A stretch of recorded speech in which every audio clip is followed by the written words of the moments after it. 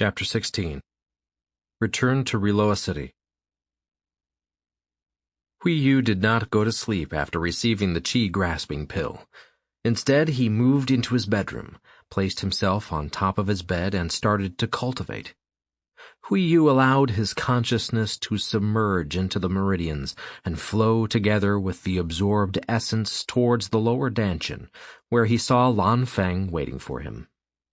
Usually, Lan Feng and Hui Yu communicated mentally, without actually seeing one another. From time to time, Hui Yu would create a copy of himself with his consciousness, an imprint of his soul, much like Lan Feng was, and the two would sit down within Hui Yu's chi cave to discuss important subjects. Today was one of those days. So far, Hui Yu had had to rely solely on his own patience to refine chi from essence. Since both he and Lan Feng had incredibly high standards, it was obvious that they needed to seek outside help in the shape of medicinal pills if they wanted to progress at a faster speed. Hui Yu was perfectly aware that although he was to start relying on medicinal pills, gaining chi that way had its limits. The more foreign chi from pills that was mixed into the internal dantian, the more unstable the chi spiral would become. Adding too much foreign chi without taking the time to perfectly merge it would end in Hui Yu losing control of his entire cultivation base. That being said, Hui Yu was not worried about hard work, nor did he mind spending a lot of time merging the two types of chi. It would increase his cultivation speed by half. This was an increase which Hui Yu dearly needed, considering he was about to embark upon the final 3 stars within the student rank. We are unable to really plan anything before we know how much we will be paid for this chi-grasping pill, Hui Yu said with a sigh as he looked at Lan Feng. If we do not gain enough coins to buy a memory stone, we only have one option. But I would prefer it if we could avoid it, he continued with a sigh, and Lan Feng nodded. Although we can ask the Black Auction House to provide the stones for us, it will put us in even greater danger. Lan Feng had previously said that this would be their final option. If they were to use this option, it would be the same as telling the Black Market Auction House that these high-ranked martial arts skills all were known by Hui Yu. It was likely that some experts would kidnap him in an attempt to force more skills out of him. Even if the Black Market Auction House did not have any intention of making a move against Hui Yu, there was always the chance of them selling the information about him to the leading families within the city. I have a way to make them keep quiet, Lan Feng said smugly while looking at Hui Yu, who was still looking slightly unsettled, thinking about the risk they were about to take on. Hui Yu looked at the Blue Phoenix after hearing his words, waiting for the continuation of the previous sentence. You forget that so far I have been hiding myself, he said with his usual arrogance. If I were to release my aura, everyone will see us as a saint-ranked expert. Hui Yu could not help but whistle slightly in admiration. I highly doubt that anyone would be interested in attacking us after seeing your cultivation. That's true, Lan Feng agreed. But remember, I am only able to release the aura of my cultivation. If anyone were to attack us, I would only be able to release 1, max 2 attacks with my true strength. First, our body can't handle the power. If I use more power than that, it is likely that the body itself would disintegrate from the high-energy outburst. Hui Yu nodded, as he knew about this from before. Lan Feng had informed him that their body was currently only able to contain Hui Yu's cultivation. Second, Lan Feng did not currently have any way to gather essence and refine it into chi, as he did not have his own body. Not refining chi also meant that he was unable to refine the chi into spiritual power, and no spiritual power meant that he could not create his ultimate power source, Wu Wei. The only way for Lan Feng to gain some strength was by sitting within Hui Yu's Qi cave and slowly absorb a few strands of Qi from the Qi spiral. However, as Lan Feng needed to use his soul to refine the Qi into spiritual power, it took a lot longer time than it took for Hui Yu to use the same cultivation method to refine essence into Qi. Hui Yu slowly allowed his consciousness to regain control of the body. He opened his eyes while starting to stretch his stiff body. Without noticing it, hours had gone by, and the rising sun had started to shine in through the windows, telling Hui Yu that it was time to get ready for departure. A couple of hours later, a wooden carriage pulled by two massive, magical horses was moving away from the Riloa City's Royal Academy towards Riloa City itself. Inside the carriage were 3 children who were speaking together in a friendly and unrestrained manner. Rong Jing was still showing slight disagreement against Hui Yu selling his medicinal pill. She quickly told herself to stop butting into Hui Yu's plans and that their friend was capable of making his own decisions. Rong Ming insisted on Hui Yu joining them for dinner that night at the city lord's mansion before the 3 of them would return to the academy together. Hui Yu was looking out the window throughout the whole trip towards the Riloa city. The landscape changed quickly from mountain terrain into rural villages with fields and farmers. Hui Yu himself had lived within a small village for 10 years of his life, but during those days he had focused entirely on cultivating. Now, while he looked out the carriage window, he could not help but compare this world with his old world. This world was filled with experts who had incredible strength and could control magic. Beasts that Hui Yu had never seen before were the most common creatures around. While looking at the laborers, Hui Yu could not help but feel that these farmers were living a hard life, a life which could easily be improved by relying on some of his knowledge from his previous life. He chuckled slightly as he thought of how this world seemed superior in every way. However, the majority of the inhabitants were living a much tougher life than what would be seen in a modern society. Hui Yu was no hero. He had no intention of stepping up and spending his time to implement various changes which could benefit the poor. What Hui Yu saw whenever he looked out the window was profit. Hui Yu had already realized that what he was about to do now was not something that could be done often. Selling martial arts skills and spiritual arts skills was a risky business. Although a lot of money was involved, it might end up becoming a problem in the future. He had also realized that City Lord Rong Liang had given many commoners the opportunity to become experts. The children who had joined the martial arts schools were not going to return to the normal lifestyle of their parents. Some of them were now studying at the Royal Academy, while others had continued their cultivation at home. The ones who went to the Royal Academy would usually have a career within the military or as a guard for a noble family.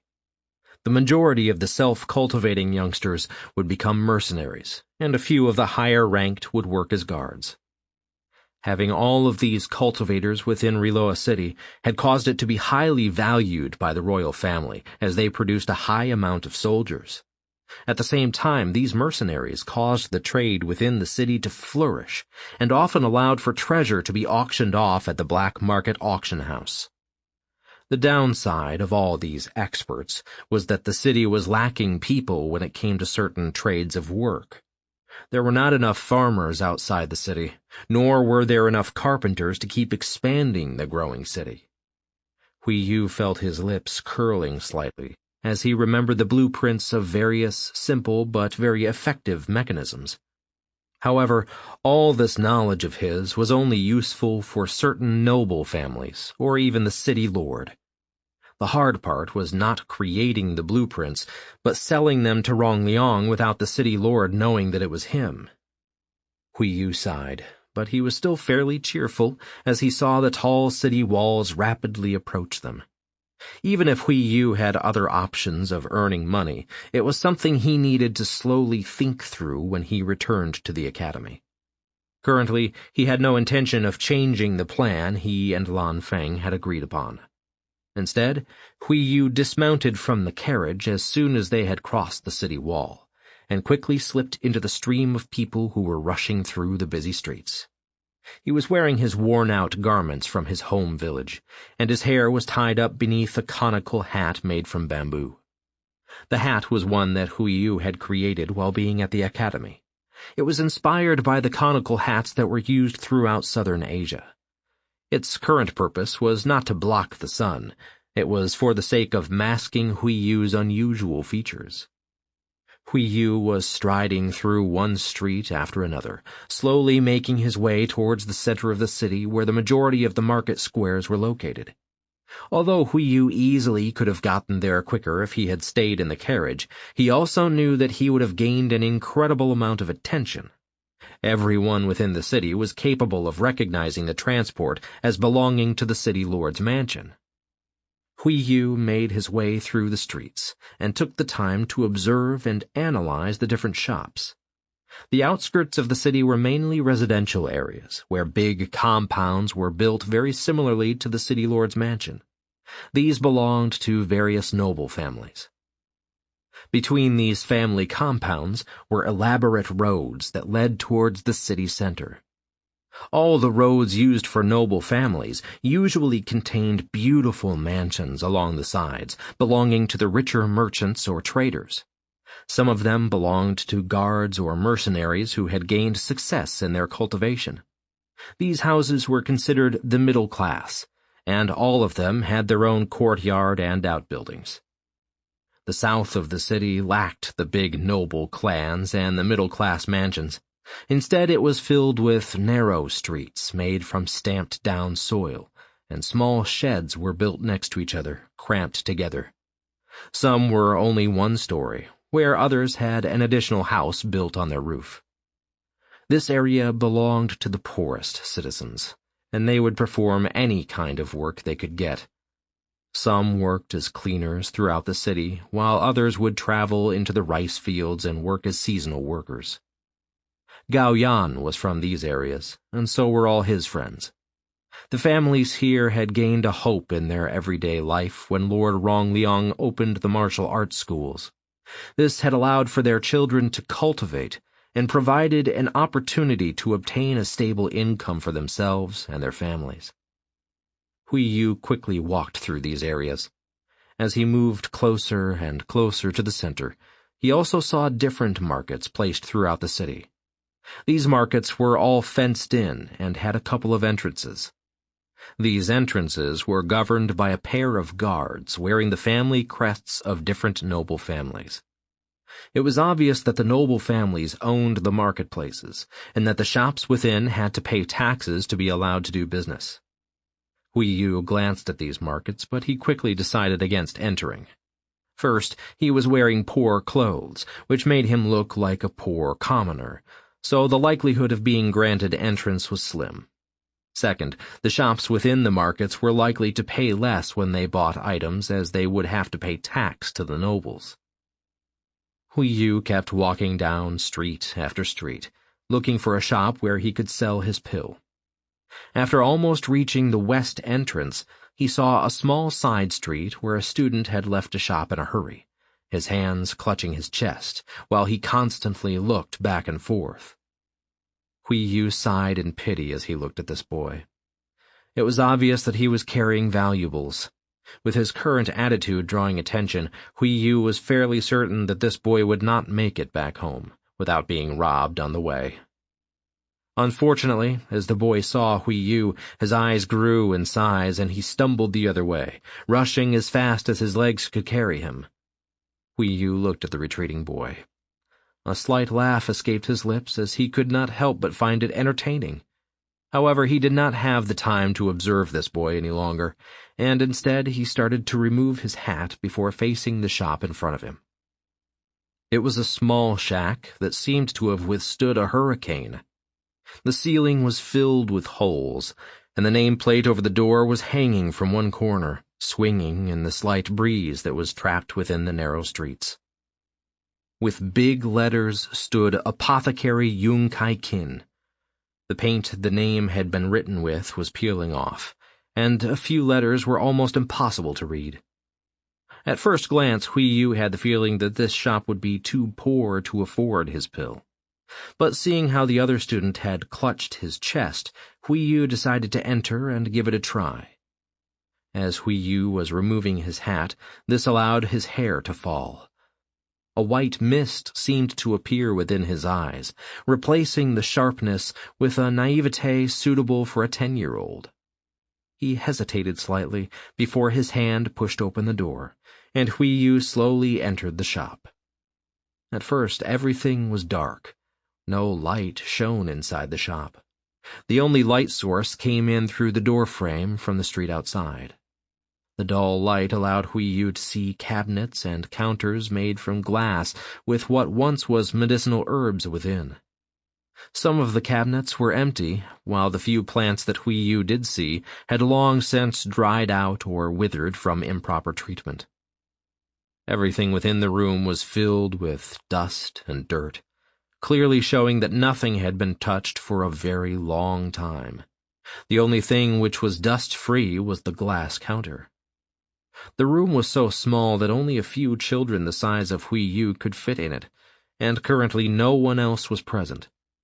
Behind the counter was an open doorway into another dark room, and a heavy scent was emitting out.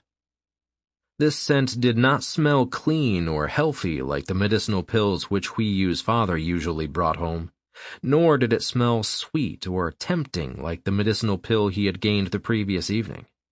This scent was thick and heavy, causing Hui Yu to become slightly drowsy. However, his qi was moving more rapidly than usual. Suddenly a sound could be heard coming from the room, and a shadow appeared in the doorway. Hui Yu focused his eyes on the shadow.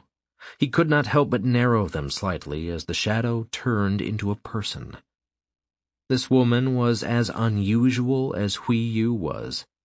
Hui Yu had hair as white as newly fallen snow. This woman had golden hair, which reminded him of cascading sunshine.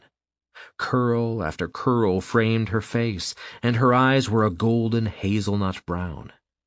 As Hui Yu looked into these eyes, he felt as if his soul was being drawn from him, and wisdom which did not suit her appearance was hidden far beneath. Within a few breaths of time, Hui Yu had been unable to breathe. His eyes had gradually grown larger, and he had lost control over his body. A feeling of weakness and powerlessness washed over his body, but it vanished as soon as it had appeared, and the woman blinked her eyes. Her body was well developed, and Hui Yu would assume that she was around 20 years of age, but her eyes looked ancient, and Hui Yu instantly regretted entering this store. "What can I help you with, boy?" the woman asked in a friendly voice. She moved to her counter, where she leaned against the glass and looked at Hui Yu with interested eyes. Hui Yu noticed that Lan Feng had hidden himself, as he would whenever the two of them encountered Lord Rongliang. An alertness had appeared within his eyes as he quickly withdrew the jade bottle from a pocket. This transaction had to be completed as quickly as possible. "I heard from a friend that you might buy medicinal pills," Hui Yu said quickly, but he did not move closer to the counter or the woman. A feeling of danger kept appearing within his head. Although he managed to defeat the urge to escape instantly, he still had not managed to convince himself to advance. The smile on the woman's face grew larger as she saw the alertness within Hui Yu's eyes. She made a beckoning gesture with her hand, causing the jade bottle to fly towards her hand at a speed so quick that even Hui Yu, who had perfected velocity flow, was unable to stop it. The woman ignored the flash of worry that appeared within Hui Yu's eyes, and instead opened the jade bottle in her hand while sniffing the medicinal scent that spread out. A slight furrow of her brows was then followed by a nod of her head before she sealed the lid and threw the jade bottle into the room directly behind her. A large clattering sound could be heard as it collided with other items. The woman did not seem to care about the sudden sounds. She grabbed a memory stone from her belt, and from this memory stone withdrew a big sack. Within the sack, sounds of metal scraping against each other could be heard, causing Hui Yu to guess that this was a purse. Hui Yu knew about memory stones used as storage tools. They were much more expensive than the average memory stone, so although the shop seemed as if it was run down and destroyed, it was obvious that this woman was not a poor apothecary. The woman had not moved her eyes from Hui Yu as she put her slender hands into the bag and withdrew a few coins which she handed to the white-haired boy. Without looking at the coins, Hui Yu made a slight bow to the woman and instantly backed out of the shop. He felt as if he had stayed much longer, he would have been preyed upon by a mighty beast. Outside the shop, Hui Yu once again wore his conical hat before rushing into a more trafficked road and slipped into the stream of people moving back and forth.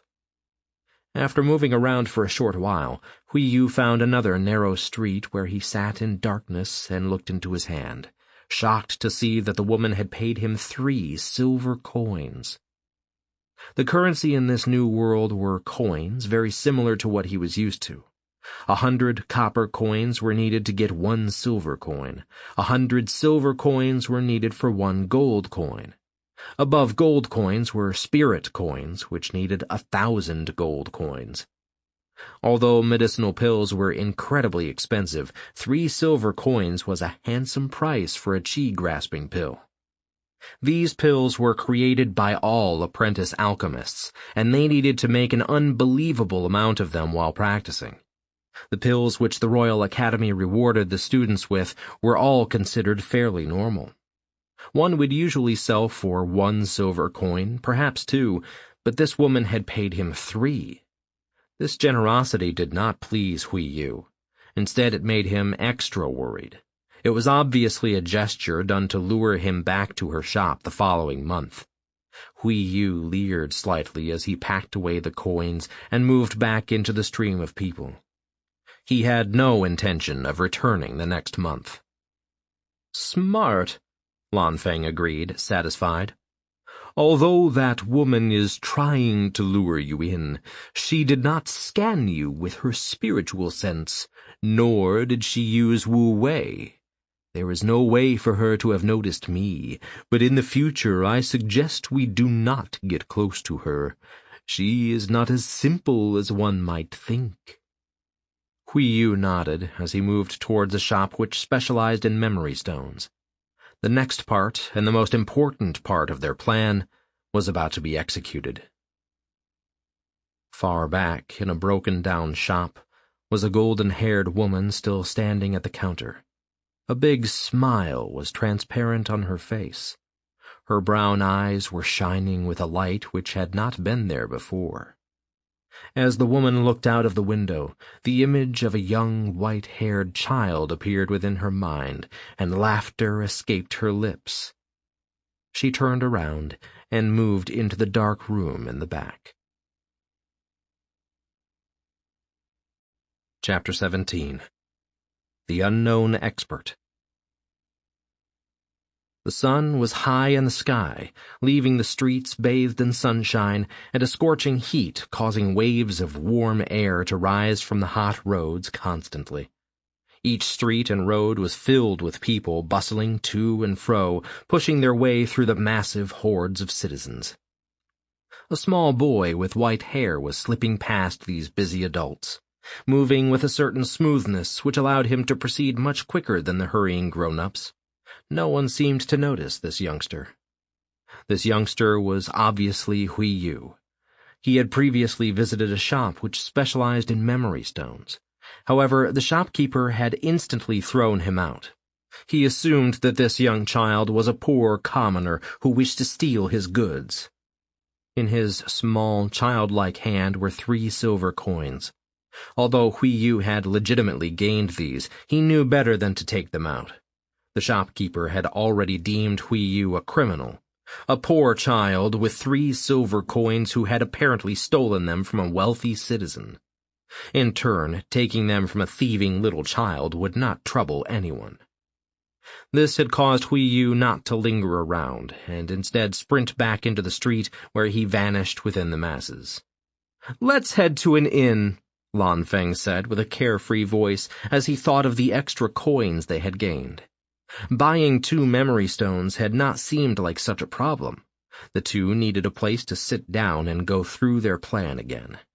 The sale of the pill had taken longer than expected.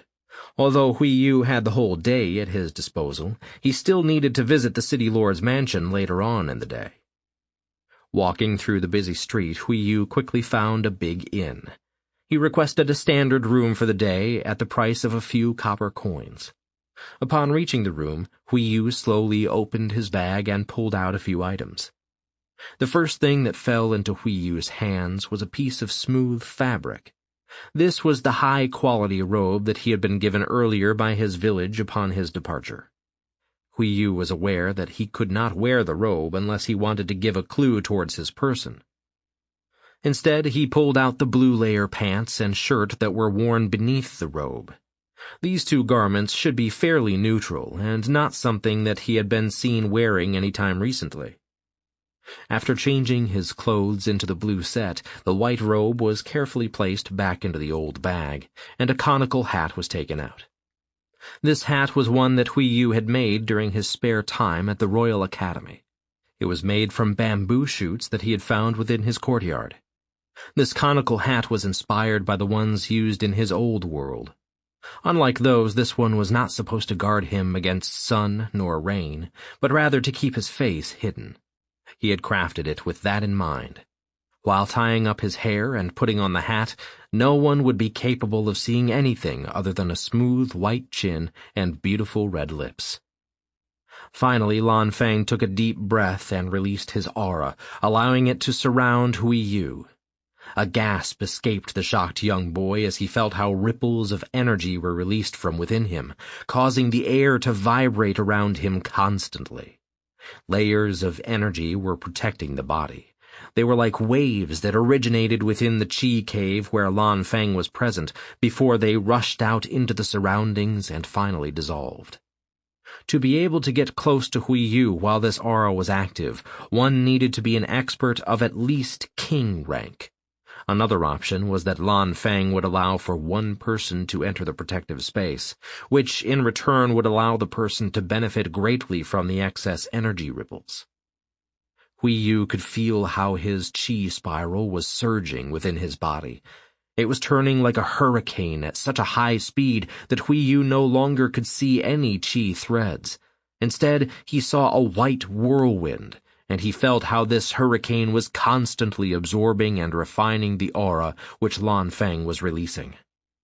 Although Hui Yu had not gained any boost to his strength, he still felt as if his senses were much sharper than before as he made his way out of the inn. It seemed as if Hui Yu was no longer walking like before, but rather floating across the street. This aura was not limited to Hui Yu.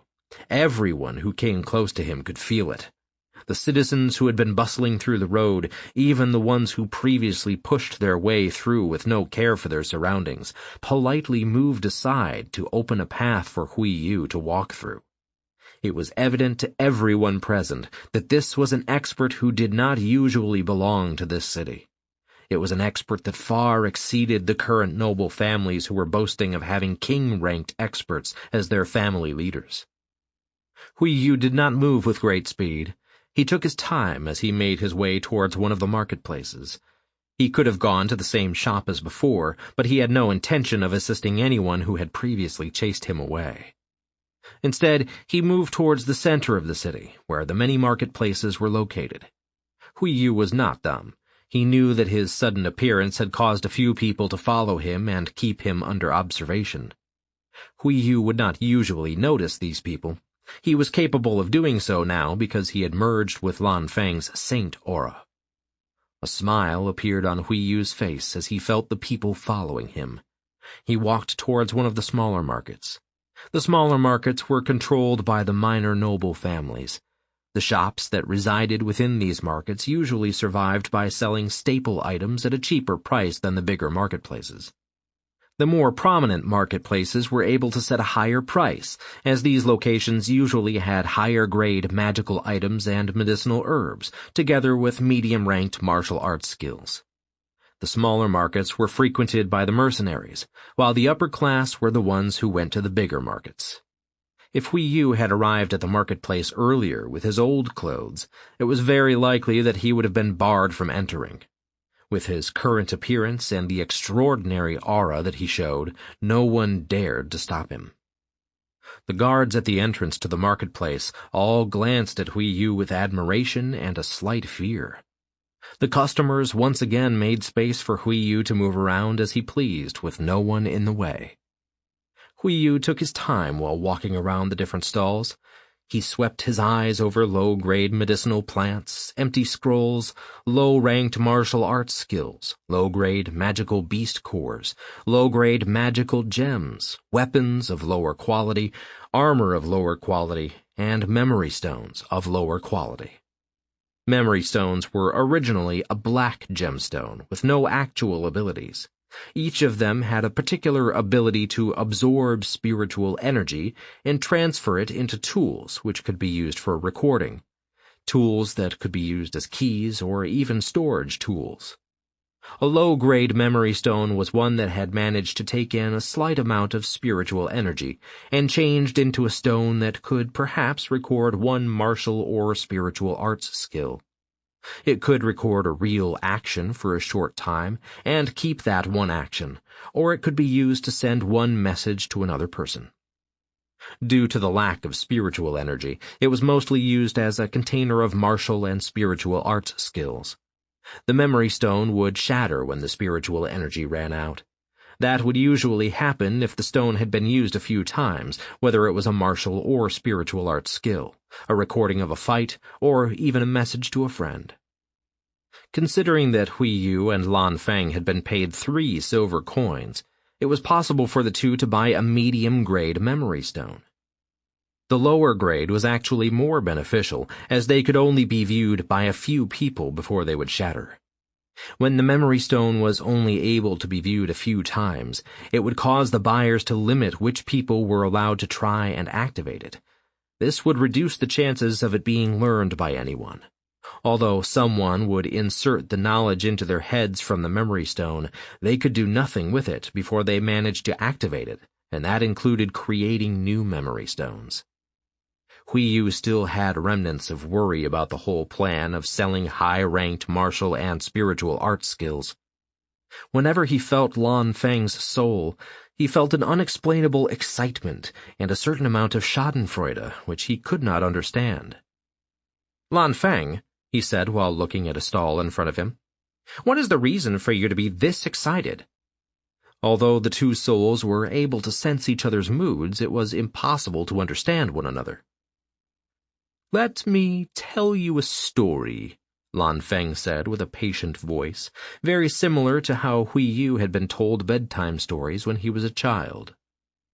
"A long, long time ago, there lived an expert. This expert sold me 2 skills of a high rank. One was a martial arts skill, while the other was a spiritual arts skill. The price for these 2 skills was incredibly extravagant, but they also seemed to be way above average in ability. In the end, I bought the memory stones containing the 2 skills, only to see that I was unable to activate them. I had to try 4 times before I finally succeeded in learning the martial arts skill, and the memory stone shattered on my final attempt. The spiritual arts skill, on the other hand, still causes me some problems. It was created for someone who has an affinity for water. So I ended up spending thousands of years of research before I managed to activate it." It was obvious that the Phoenix still felt some pent-up rage whenever he thought about what had happened back then, as he continued his speech. "To be honest, it really pissed me off. Later on, when I tried to find the cultivator to get revenge, I found out that someone else had killed him instead. Imagine how I felt. pissed off, but unable to do anything about it. But no more. This time it is my turn to screw over someone naive and stupid. I need to feel like these two skills actually have some value to them." As soon as Lan Feng finished the final sentence, he broke into a loud and rather insane laughter. Although this in one way caused Hui Yu to question the reasons as to why Lan Feng had suggested that they sell martial arts skill scrolls, it also calmed him down after knowing that not even the Phoenix had been able to activate them easily. While it was true that the boy was feeling a certain amount of relief, the divine beast inside was feeling a cheeky satisfaction upon imagining how it would be after successfully selling the memory stones.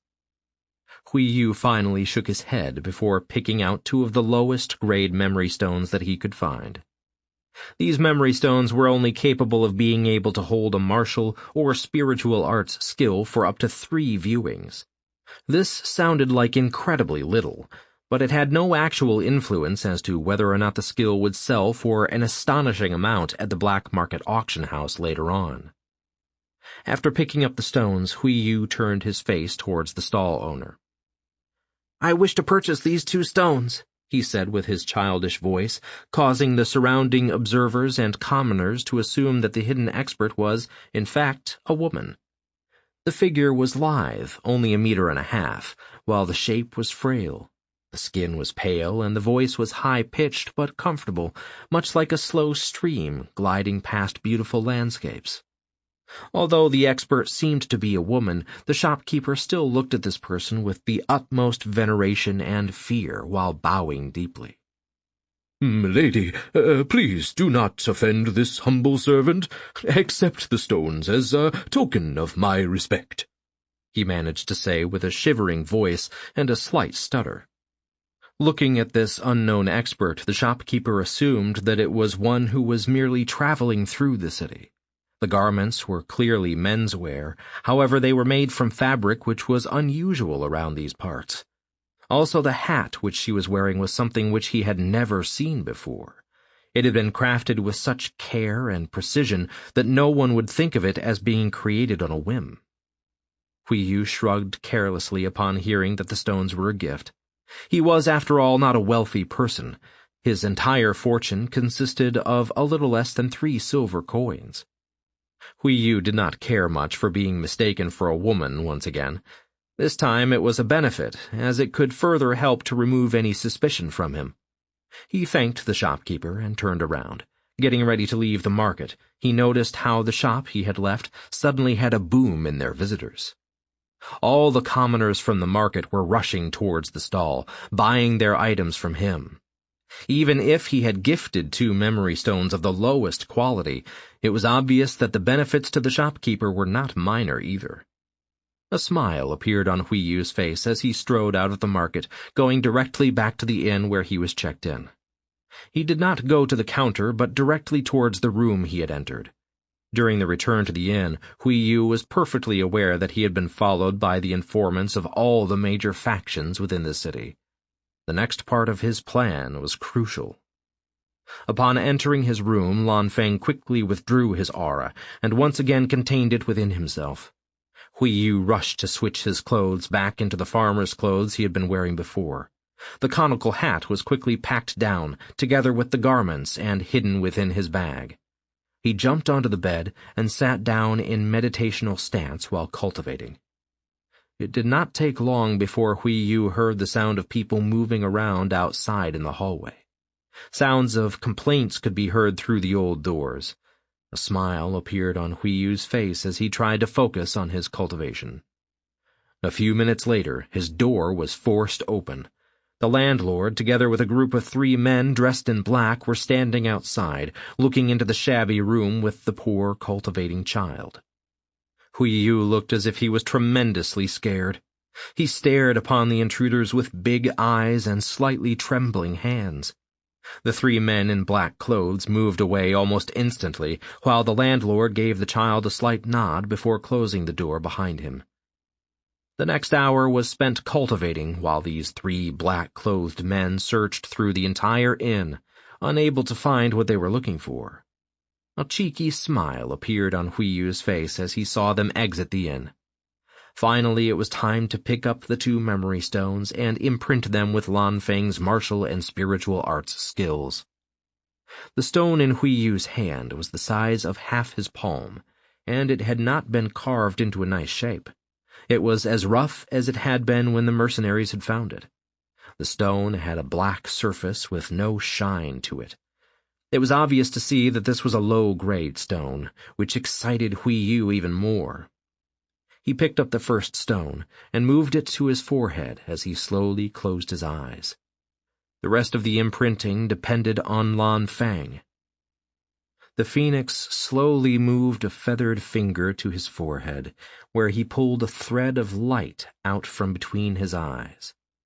This thread of light slowly condensed into a small ball, shining much like a pearl. Under Lan Feng's careful guidance, it was moved through Huiyu's meridians until it reached the forehead, where it got pushed the final distance out of the body and into the memory stone. As soon as the ball of light left Huiyu's head, he slowly allowed his eyes to open, only to be blinded by a bright light as it entered the memory stone in front of him. It took a few minutes before Huiyu was able to see anything again. When he was, the memory stone no longer seemed to be as ordinary as it had been before. The shape was still rough and unpolished, much like before, but the surface had gained a shine, as if it was filled with a black sun. From time to time, a slight white mist could be seen traveling around inside of the stone. Huiyu could not help but feel excited when he saw that they had successfully trapped the first skill, and he quickly repeated the action. A wild feeling of joy appeared within his heart as he looked at the 2 stones within his hands and kept imagining just how much money they would sell for. Hopefully, it would be enough to provide for quite a few medicinal pills. After finishing the 2 memory stones, Huiyu quickly changed clothes once again. He waited for Lan Feng to release the aura before he made his way out of the inn, once again ambling and allowing the different followers to see where he was headed. Upon exiting the inn, Huiyu frowned slightly as he saw that the sun was almost about to reach the city walls, showing that it was in the afternoon. Huiyu needed to hurry if he wished to show up at the city lord's mansion for the dinner which he had promised the Wrong twins earlier. Still, Huiyu knew that he would gain nothing if he hurried with this part of the plan. He forced himself to slowly walk through the city, moving towards the Ma family compound. The black market auction house was not placed in the middle of the city like most other important business buildings. It was placed next to the Ma family's own home, so that they could provide the best security. The black market auction house did not have to hunt down customers. Its clients made sure to travel the extra distance to have a chance of purchasing unknown treasures. Although this place was called the Black Market Auction House, it was a big and popular building which was not considered illegal, nor was it a place which earned money from criminal activities. The way it had gotten its name was due to the policy that the Ma family had followed from the start. When an item appeared at their auction, they did not care how it had been achieved by the seller. If they had stolen it or robbed someone, even if they had murdered the previous owners, it was nothing that the black market auction house would care about. The same went for old heirlooms of declining families which were sold here. No one knew who the sellers were, and anonymity was the key. As soon as an item had been sold through the black market auction house, the new owners had gained all rights to that item. It could only be taken from them if the new owners wished to give it or sell it to another, or if it were taken from them by force. Reaching the building made Huiyu gasp in astonishment as he looked at the extravagant surroundings. The road leading to the black market auction house was paved with marble. On each side was a lawn which was groomed meticulously. The lawn was framed with big trees that had been groomed into squares, and jade statues could be seen placed in the middle of the lawns. Behind the beautiful landscape was the main building, which was adorned with gold on all the pillars. Magical beasts had been carved into the frames, and statues of beasts had been created from marble and more jade. The door was created from marble much like the pavement, but the door frame and door handles were created from pure gold. All the colors were kept to white, red, and black. The entire premises was tightly guarded by groups of experts who patrolled in specific patterns. Even the guards at the door were at least Grand Master ranked. As soon as Hui Yu stepped onto the marble road and headed towards the black market auction house, he noticed that the people who had followed him thus far scattered and rushed away. The white-haired child could not help but chuckle slightly as he noticed their movements. It was obvious that they were heading back to their homes with news of Hui Yu's visit to the black market auction house. A new expert arrived in town and went to an auction house. It could only mean one thing. The treasure was going to go on sale, and everyone wished to have the first chance to acquire it. Allowing these individuals to follow him for the entire day was exactly for this reason. It was to increase the amount of people who knew about the expert who went to the black market auction house. A smile was spread on Hui Yu's face as he moved up the pavement towards the front door. Chapter 18. Black Market Auction House. Yam Chi-kyung was a young man who had just turned 23 years old. He had been part of the first batch of students who had aspired to attend the martial arts schools from the age of 5 years old. Although he did not have the talent to enter the Royal Academy, he had managed to reach the 5th-star student rank a few months after the admission test by cultivating on his own. Yam Chi-kyung's parents were poor.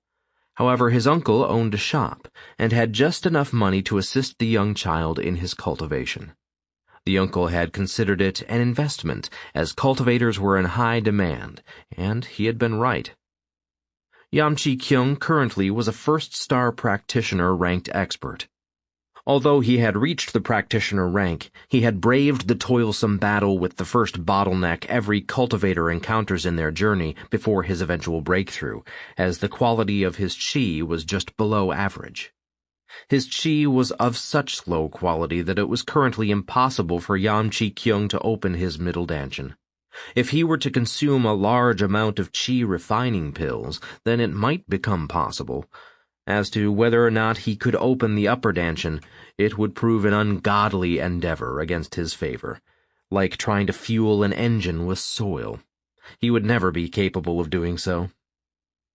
The first few years had been spent at his uncle's shop, where he had worked hard on his cultivation, moonlighting as a security guard. As soon as he had broken into the student rank, Yam Chi-kyung had joined a mercenary group and traveled to the magical forest time and time again. Back then his cultivation had been very low, and his job as an errand boy had earned him some coin. Although they considered his job to be of the least important in their midst, making it the least paid job, it had kept Yam Chi-kyung out of danger. Nobody had expected him to partake in the fights against the magical beasts. After 5 years of working with the mercenary group, Yam Chi-kyung had finally reached the last few stars of the disciple rank. It was now possible for him to join the army. That had been his goal from the very start. The Taiyang Kingdom's army was a well-known army.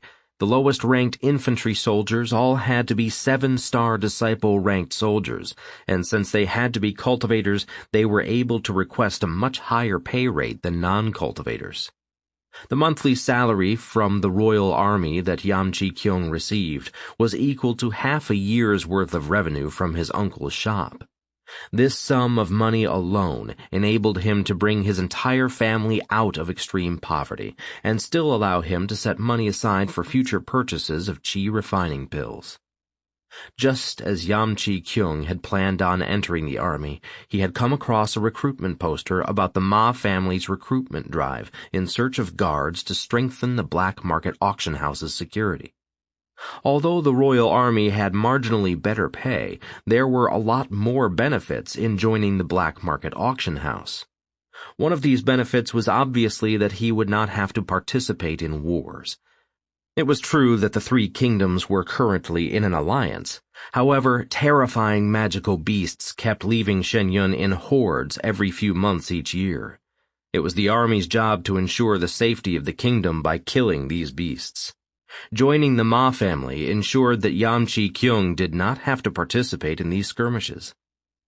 Another benefit was that Yamchi Kyung would not have to leave his home, but was capable of staying together with his family and friends. He had always been incredibly grateful to his parents and uncle for allowing him the possibility to cultivate. Now he wished to pay it back by ensuring their safety. Another, and the final benefit, was that every guard within the Ma family was the first to know the gossip spreading around town. These sporadic, sometimes important pieces of information, more often than not, fetched a decent price to keen ears and plump pouches. The Ma family had worked its way into the ranks of the nobles by relying on themselves. Their family was still doing everything within their power to expand. Since the Ma family was a newly established family, it had no use for notions such as possessing an ancient bloodline from a certain lineage or words like honor. To them, those were unaffordable luxuries.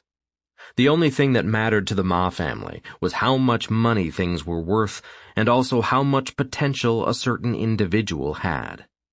It didn't matter if the family leader's son proved inferior to the son of an elder or any other child within the family for that matter. The entire clan would indiscriminately and collectively appoint the most skilled of their younger generation as the heir. This could also be seen on the way they handled their guards. Anyone that joined the Ma family had equal possibilities for promotion. As long as a person had a particular talent or was specifically hard-working, they could ensure themselves of a steady and well-paid future. Yamchi Kyung was one of those individuals who had forged a path with his own hands. Although his cultivated chi was of poor quality, he still had a very high rank for someone his age. He had gone all the way from a mere patrol guard to become a guard of the front entrance. Yamchi Kyung was feeling incredibly important as he stood straight and looked at the many people who were moving towards the black market auction house. No matter whether an auction was ongoing or not, the building was always bustling with merchants who wished to sell their items or buyers who came to claim their purchases. These merchants all knew that the black market auction house was a major faction within Riloa City. They even had some connections in all of the major cities within the kingdom, including the capital. It was not a place to recklessly cause trouble. The majority of the passing crowd would typically respectfully lower their heads and show a certain amount of nervousness whenever they walked past one of the guards. A smug smile appeared on Yamchi Kyung's face as he felt a certain sense of self-satisfaction. He had been born in the poorest part of Riloa City and had been treated like trash throughout his childhood. Now, as a young man, the people whom he had previously looked up to as being rich were now cowering in fear when they saw him. This was a sanctimonious feeling in which Yamchi Kyung enjoyed thoroughly. The smug smile spread to his eyes as he looked down the avenue in front, looking for the next person to intimidate. Suddenly, his eyes swept over a figure who made him frown. Halfway down the avenue was a person walking leisurely towards the front door. The figure was dressed in a blue set of garments, which did not look like the most common material around, but most intriguing was the hat. A hat shaped like a cone was placed upon the head of this unknown person, leaving the entire face shadowed, thus making it impossible to see any facial features. Looking at the individual's shape, it would seem to be a woman. As the figure came closer, Yamchi Kyung noticed that although this person had pearl-white hands and a narrow waist, it had no alluring bosom as one would expect of a woman. This caused the guard to guess that it was most likely a child. As the child neared, step by step, Yamchi Kyung noticed that no one else dared to encroach upon this unknown individual, and if anyone did get close, they would instantly back away. As the stranger was within leaping distance to the entrance, the two guards felt their entire bodies grow heavy. Their limbs felt like lead, their breathing was taxed, and sweat began pouring down their foreheads and backs. The tense atmosphere was beyond stifling. The two guards lost all control of their bodies, feeling as if the time around them collapsed inwards. Within the moment of their stupor, the unknown expert had seemingly already covered a distance of more than 50 meters and long since entered the black market auction house before they came to. Yamchi Kyung closed his eyes momentarily before he regained his composure, and at once brought up a sleeve to wipe away the sweat on his forehead.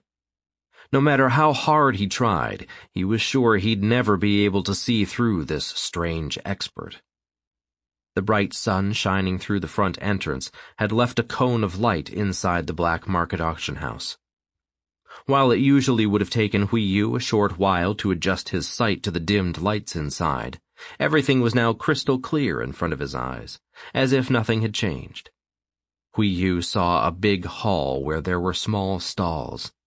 Some of these stalls were buying ordinary items such as beast cores, magical gems, memory stones, and so on from mercenaries that they would auction off later. Other stalls were displaying the different meticulously planned-out auctions, selling tickets to whoever wished to participate. Hui Yu allowed his eyes to pass those ordinary stalls quickly, and instead he focused a few doors further away towards an appraisals sign. Hui Yu moved straight towards the appraisal room, and as he moved through the large hall, everyone backed away and did their best not to obstruct his path. Although Hui Yu seemed as if he was far beyond these commoners, he could not help but snicker slightly inside. His snicker was accompanied by Lan Feng's roaring laughter. "It has been too long since people feared me like this," Lan Feng exclaimed loudly. "I remember how I used to walk through towns just to scare people when I was bored back in the days."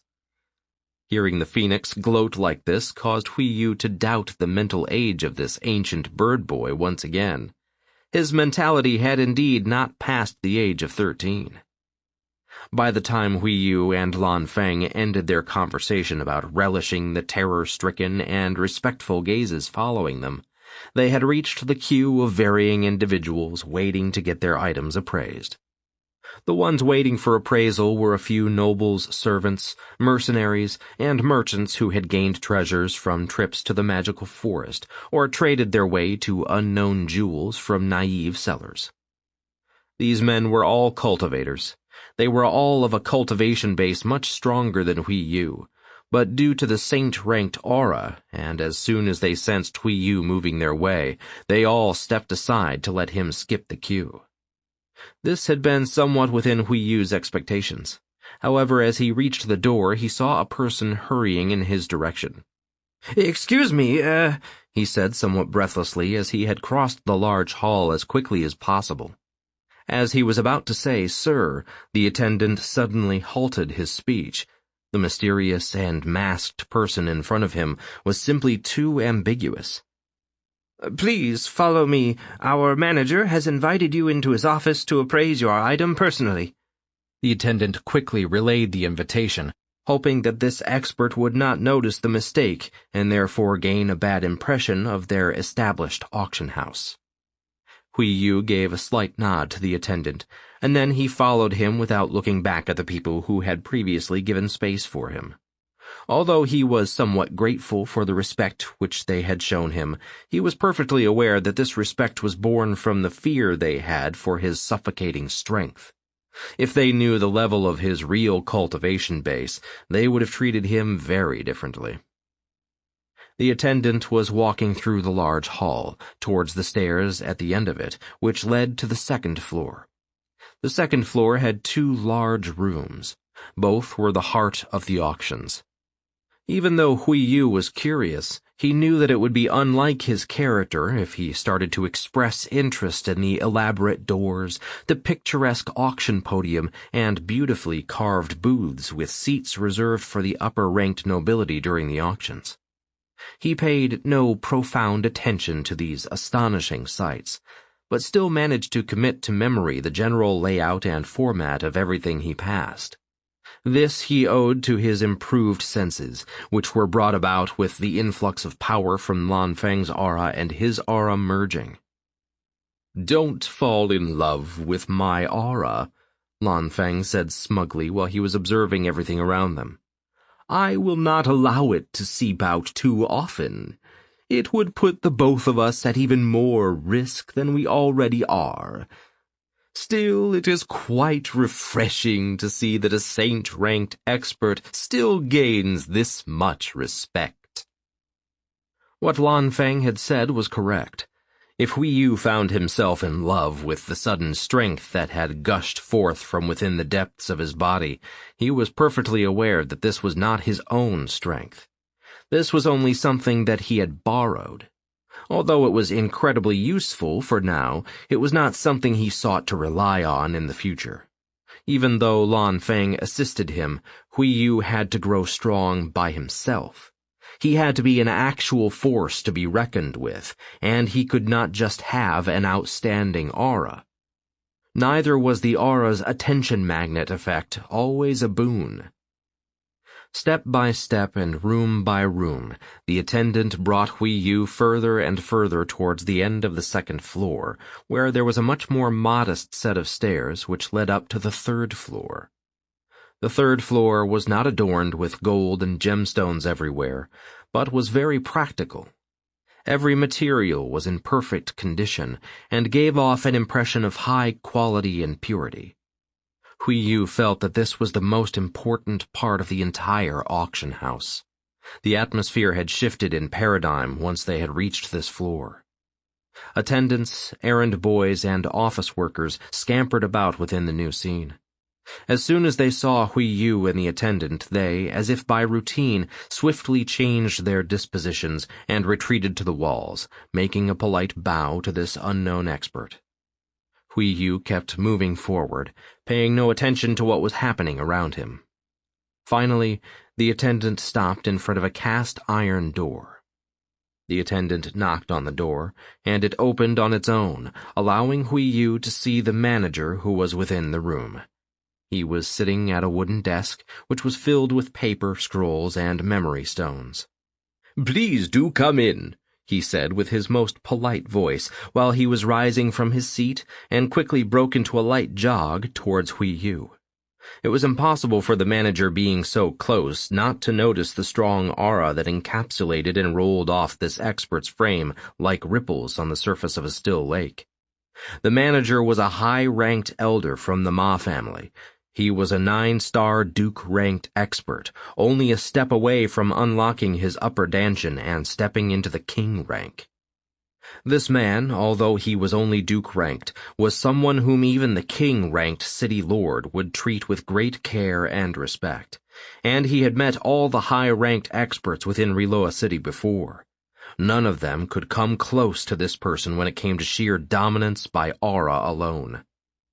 The manager was instantly aware that this was one person who they could not afford to offend. At first he had assumed it would be another king-ranked expert, much like the highest-ranked experts within Riloa City. It was obvious that he was at least an emperor, if not even a saint. "I deeply apologize for not personally welcoming you earlier," the manager said while clasping his hands together and making a welcoming bow towards the newcomer, causing the attendant to stare with big eyes. This attendant was the manager's personal aide. He had worked for the manager the past few years. He was currently a youngster of 17. He had been following the manager since the day he had failed the admission test to the Royal Academy. The attendant was from the Ma family. He understood all too well what kind of position and influence the manager had, not only within their family, but also within Riloa City. To see the manager show the utmost respect towards this mysterious stranger caused the attendant's heart to squeeze and worry. Hui Yu did not wish to answer anything while the attendant was present, so he waved his hand to accept the apology. At first he would have replied with a slight bow of his own. However, Lan Feng had stopped him at the last moment.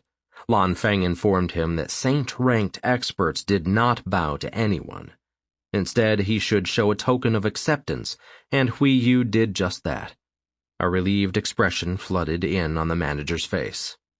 Zhao Wei, please visit the family head and tell him that I will be delayed for our meeting.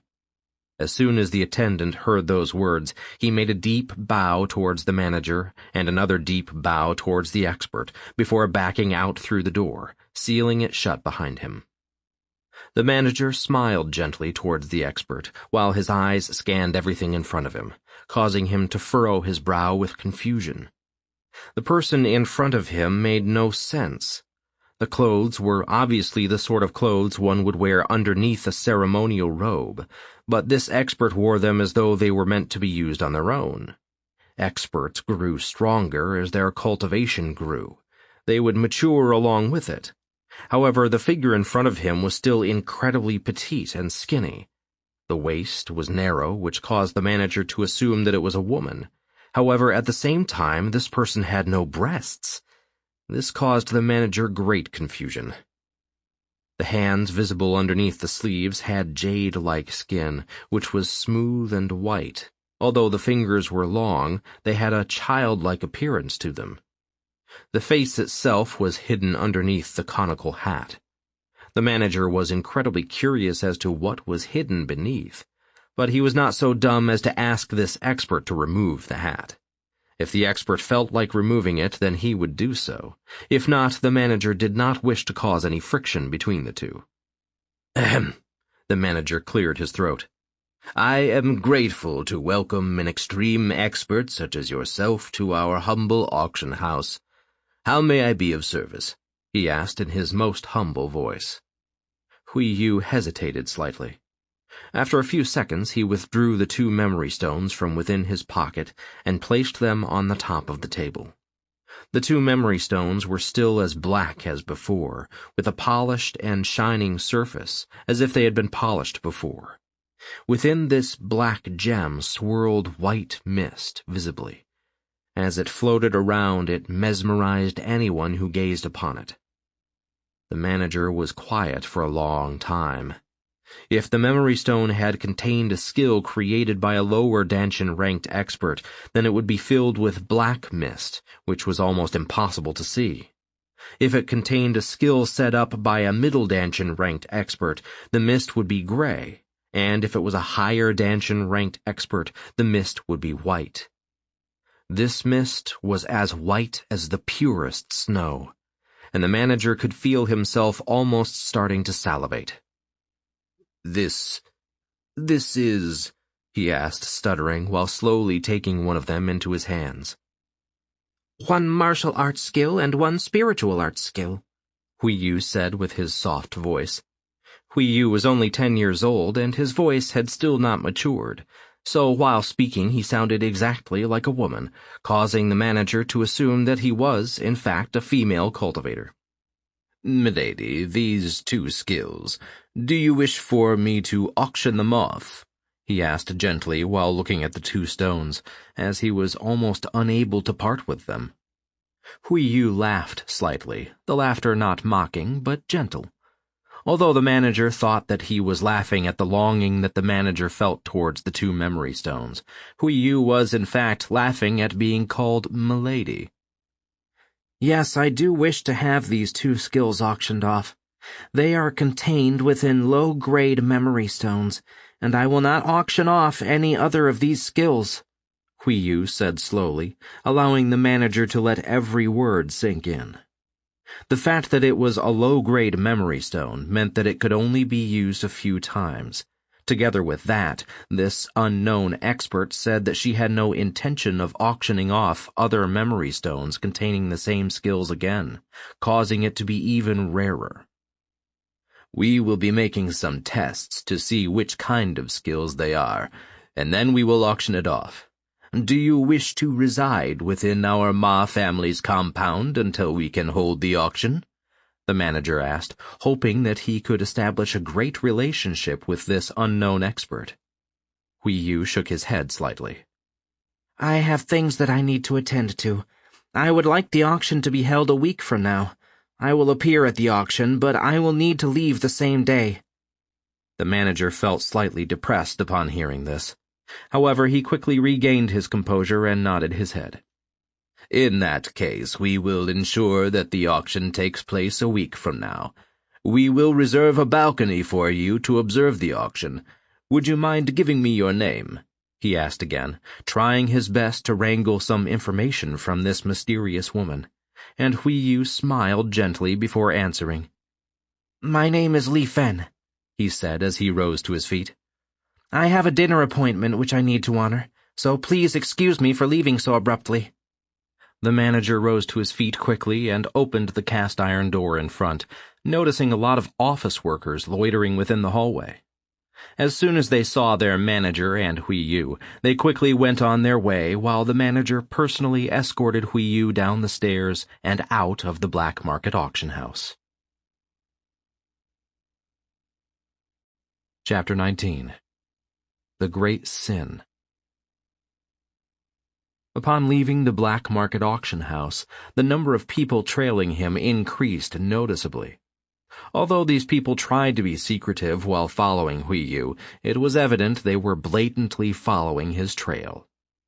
These stealthily pursuing spies were acutely aware that, despite seeking to stalk their target, it would be impossible for them to go unnoticed, considering the expert's tremendously high rank. It did not seem as if he had any intent to act upon their affront. Just as before, Hui Yu returned to his recent lodgings, the inn, where he hastily redressed himself into his commoner's garments, then casually made his escape through the back door like any other errand boy. A satisfied smile appeared on the small boy's face as he glanced at the motley crew of people lying in wait outside the inn. Disregarding the congregation, Hui Yu turned around and started trotting towards the city lord's mansion. The sun was creeping right above the edge of the city walls by the time Hui Yu had made it to the city lord's mansion. Earlier, Hui Yu had been invited to eat dinner with the Wrong twins, and he had accepted the invitation. On the way to the mansion, a sudden epiphany abruptly struck Hui Yu's mildly bewildered mind. Hui Yu, in the garbs of a commoner, was merely a nameless child. Entering the city lord's mansion was no easy task to accomplish. How was he supposed to enter just like that? Fortunately, Rong Jing had thought of this beforehand and given the guard orders to allow entry to Hui Yu, a boy seeming to be around the age of 10, with big blue eyes and white hair. The dinner had gone on without complications, as neither Lord Rong Liang or Bu Huang had been present, and the three children spoke about the gossip they had come across throughout the day. "I heard Dad talk about something really awesome," Rong Ming said with glistening eyes as he finished swallowing his mouthful of stew. "An expert has appeared in town." Rong Ming paused dramatically while looking at Hui Yu and Rong Jing, expecting a shocked reaction. "This guy is even stronger than our esteemed father. Apparently he is selling something at the black market auction house next week. Dad was so excited when he spoke with Bu Huang about it that they forgot to close the door." Rong Jing chuckled while looking at her excited brother. Meanwhile, Hui Yu put on an act, gasping in wide-eyed shock. The rest of the evening was spent with Hui Yu asking a few questions about this expert and how Lord Rong Liang could have gotten the information so quickly. It turned out that one of the first messengers to notice Hui Yu back at the marketplace where he had purchased the memory stones belonged to the Rong family. The evening turned into night, and the final rays of sunlight painted the sky purple. The three children were all gathering together as they moved back to the Royal Academy. None of them noticed the dark shadow which lurked behind the carriage the entire way. As soon as they had arrived at the foot of the mountain, the carriage had to turn around, as only students, or those who possessed a Royal Academy emblem of some kind, could enter the mountain range. Meanwhile, the elusive shadow, blending in with the dead of night, pursued their trail and deftly bypassed the protective mechanism. As the three reached the residential area, Hui Yu and the Wrong twins, each going their separate ways as they lived on separate mountaintops, left the younger boy to walk the final distance on his own. A feeling of satisfaction and confidence was growing within the soul shared by both boy and bird. Today had gone beyond all expectation. Hui Yu and Lan Feng had managed to purchase 2 memory stones and would be able to sell their skills at a high price. Furthermore, they had strolled around town to attract attention, causing the interest to soar with enticement, and, in the end, managed to safely return without blowing their cover. Today was a day in which both Hui Yu and Lan Feng were satisfied with their achievements. The 2 of them quickly entered their home, eager to rest from the long day. While they were bustling about within the house, a shadow could be seen sitting on the roof of the neighboring courtyard. The sky had grown dark, but although a black curtain had covered the heavens, the bright moon illuminated the warm night. In this moonlight, a figure shrouded in shadows was observing the child moving about within the house next door. A smile laced with murderous vibes appeared on the face of the unknown person, as 2 hazel-brown eyes shone with an internal strength. The lights eventually were turned off within the house next door, but the shrouded person stayed for the majority of the night, hesitating as she looked at the room in which the child was sleeping. "Soon, little lord," she finally said, as the first rays of sunshine broke through the sky, and she wrapped herself in the retreating shadows, subtly melding into the veil of the approaching dawn, and disappeared. As the woman disappeared, Hui Yu woke up with the first rays of sunshine, feeling much more rested than he had felt for a long time.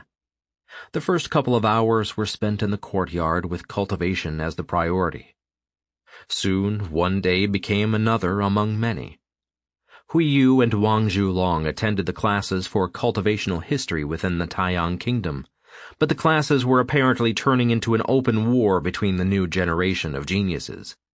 Both children took great efforts in seating themselves as far away from the other as possible. It was taboo to be caught glaring at the other. In fact, sending a glare which was not noticed turned into a great joy for both. "Don't you ever mention my behavior again," Lan Feng said with a smug expression and laughter hidden behind every word. "You are definitely not acting your age, fighting such a petty fight with a poor child, just because you were insufficient in beating him earlier." The words said by that damn bird hit home with Hui Yu right where he was. Hui Yu was very well aware that his age now easily exceeded 30 were he to combine his 2 lifetimes. He was just unable to defeat his childish urge to partake in these constant hostilities against Wang Zhulong. That young master could tick off Hui Yu with just having been born. At least these hostilities did not affect their lessons. It was not because the 2 students were interested. It was because they used the time to deal with their own interests. Wang Zhulong spent every lesson cultivating, and had done so from the very first lesson. Hui Yu at first had asked a few questions about the Dark Age. Unfortunately, teacher Li Yan had refused to answer any questions about the Dark Age. He had responded that he was not strong enough to be rewarded with said knowledge. If Hui Yu were interested, then Hui Yu would have to grow much stronger. Hearing this caused the young white-haired boy to pout, feeling slightly annoyed. He moved towards the library to conduct his own search for information. What he had found was that every book, scroll, or memory stone that had existed in the Dark Age had been destroyed. This destruction had caused an immense number of martial and spiritual arts to get lost, not to mention the cultivation methods.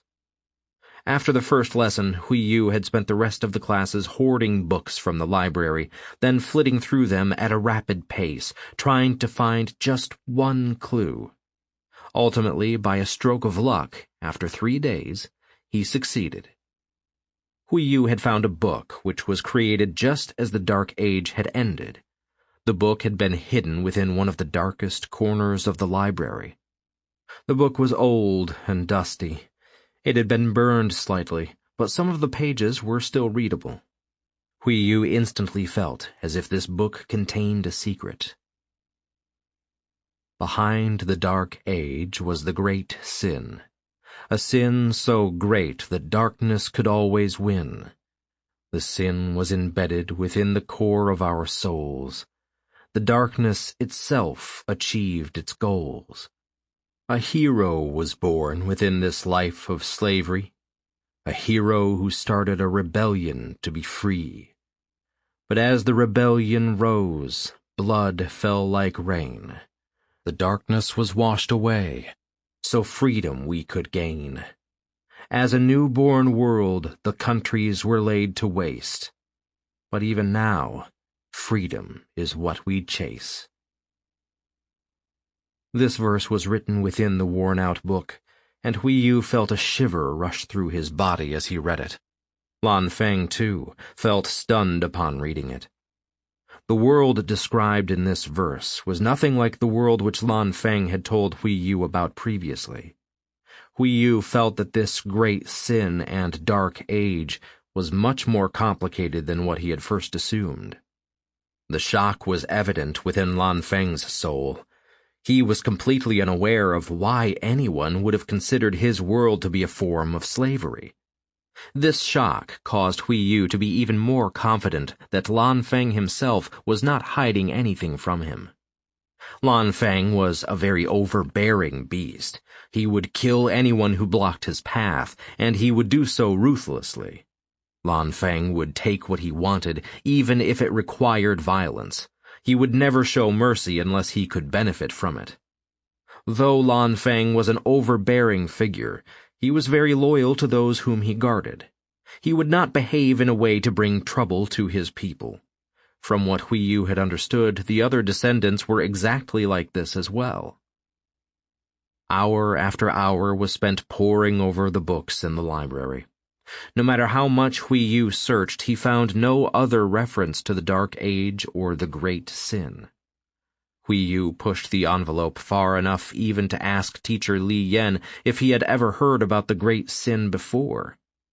The teacher said no, and by looking at his expression, it was apparent that he was not lying.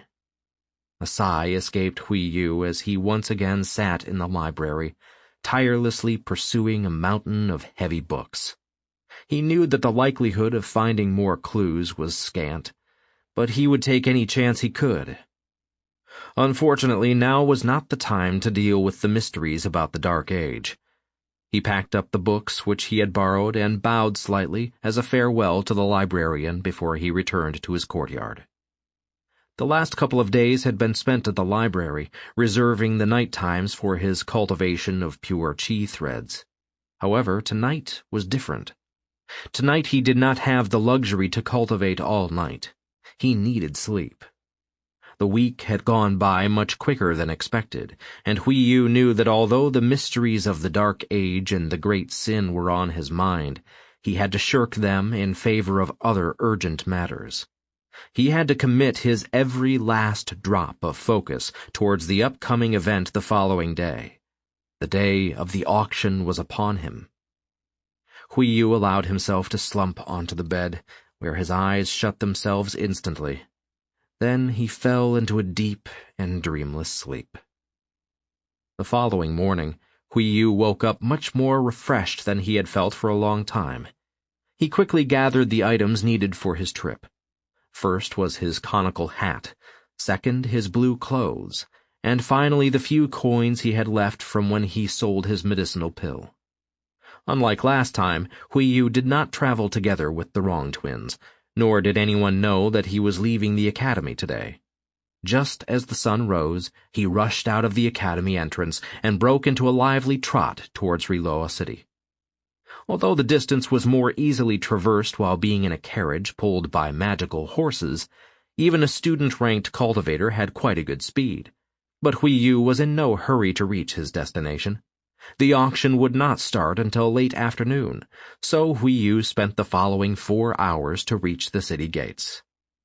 Upon reaching the city, Hui Yu found a stall which sold street food, and he bought a bun filled with jam for breakfast. The bun was warm and sweet, causing both Hui Yu and Lan Feng to feel great satisfaction after running for so many hours in the chilled morning wind. While walking randomly through the town for a few hours, Hui Yu had observed the various inns that he could check into. He obviously had the choice of checking into the same one as last time. However, doing so would make it more likely for his real identity to be brought to light by others. As Hui Yu moved through town, he walked through one of the poorer areas, and noticed how no one was moving around on the usually bustling streets. Suddenly a heavy scent arrived at Hui Yu, assaulting his nostrils with a smell that he was very familiar with. Once in his life, he had experienced how his entire world had turned into a mess of red, which had this particular nauseating iron-like smell. Hui Yu threw a glance towards the empty street in front of him, and as he did, he noticed a black-cloaked person observing him. The cloak covered the face completely, but Hui Yu felt no killing intent emitting from within. Hui Yu clasped his hands together and made a deep bow to the man before turning around and walking away. During the entire time he was on the road, Hui Yu could feel that the black-cloaked man was observing him. However, he was not following him. As Hui Yu entered the main road, he felt the sunshine on his skin, and it seemed as if the entire world had changed. Previously, he had felt as if he was submerged within a tank filled with ice-cold water. He had not felt the sunshine, and the light had been dimmed. He had seen no people around, but now the city was buzzing with life. It was obvious that the black-cloaked man had used some kind of magic. Hui Yu had no idea why it had not worked on him. Currently, Lan Feng was hiding far within the Qi cave, waiting for them to get far away from the black-cloaked man. It was obvious that he had killed someone. He did not seem like a cold-blooded murderer, having ignored Hui Yu, causing the white-haired boy to shrug slightly and ignore the black-cloaked man again. Although he had killed someone, murder was something which happened quite often within this new world. Since he had not killed Hui Yu earlier, it was quite likely that he would not hunt him down later either. As to who he was and why he had committed murder was something Hui Yu did not consider prudent to pry into. After walking through different roads and alleyways for a couple of hours, Hui Yu finally reached an inn where he checked in. This inn was an even shabbier inn than the previous one. It would work for what Hui Yu needed it for. The room itself was incredibly small. A single bed and a sink were the only things placed within the room. Those things were everything that Hui Yu needed. Hui Yu quickly washed in the sink before he switched his clothes and withdrew the conical hat. Although he had left the academy so early in the morning, he still had to move to the black market auction house soon. He had spent 4 hours to get to the city, after which he had walked around. Upon seeing the black-cloaked man, Hui Yu had spent another couple of hours walking around. Now there were only 2 hours left before the auction would start. Arriving at the black market auction house was much more different this time.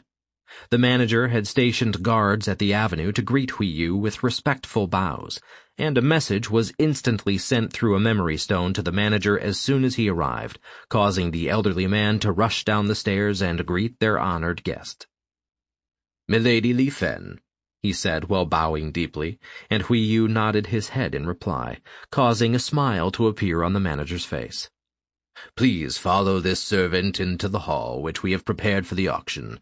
We have established the most beautiful balcony for you to observe the auction, and we hope that it will be to your satisfaction." Hui Yu rose an eyebrow in surprise. The manager was unable to see the reaction, but from within the conical hat, a melodious and childish voice said, "Thank you, manager. I appreciate the help you are providing me with." The manager and all the guards felt a shock wave go through their entire bodies as the voice left the expert in their midst. Although the voice was gentle and friendly, it carried a profound strength within, which left no room for the doubt about this expert's cultivation. The guards did not follow them into the black market auction house building. Instead, they returned to patrolling as soon as they had bid farewell to Hui Yu with a respectful bow. The manager personally led Hui Yu towards a second-floor balcony on the main auction hall. This balcony was large enough to fit 10 people. However, the entire balcony had been reserved for her. A servant was placed just outside to ensure that the expert Li Fen received everything that she might desire. Although a large number of nobles had arrived early, none of them had been allowed entrance before the distinguished Hui Yu. Now that she was seated in her balcony, the gates finally were opened. Hui Yu had a full view of Riloa City's upper class, which was streaming into the auction hall, similar to water breaching a dam. The ground floor was filled with chairs for the lesser nobles and the merchants. The mercenaries and the richer middle-class commoners were placed in some balconies, while the other balconies were reserved for the nobles with the most power within the city. The first balcony to be opened up was the one belonging to Lord Rongliang. Hui Yu furrowed his brows deeply upon witnessing who entered the balcony. Hui Yu had expected that Rongliang would bring Bu Huang and some guards, maybe even his 2 children. The ones who entered the balcony were 7 black-cloaked men, completely identical to the one Hui Yu had encountered earlier. Upon seeing these unknown men, Hui Yu felt himself break into a sweat, and a clump of worry grew within his heart. Logically speaking, Hui Yu was perfectly aware that these experts would not be able to recognize him as the boy from earlier. Earlier, Hui Yu had been relying solely on his own cultivation base at a student rank, and his aura was his own. Now everything that they would sense when they looked at Hui Yu was Lan Feng's aura. Hui Yu calmed himself and looked at the experts. Although Lan Feng was allowing his aura to seep out, he still did not utter a word. Instead, he invested his entire focus into the last dregs of his soul with Hui Yu's to achieve their combined aura. The black-cloaked men allowed their gazes to sweep across Hui Yu. All they did was nod slightly in greeting, to which Hui Yu replied courteously. These men were treated by Lord Rongliang as if they were of a higher rank than he, causing Hui Yu to assume that they were from the royal family. Chapter 20. Giving Face. The black-cloaked men no longer paid attention to Hui Yu, whose nerves gradually relaxed. It made perfect sense that they were sent by the royal family, as the 2 skills up for auction were incredibly outstanding. While waiting for the auction to start, Hui Yu observed the other balconies.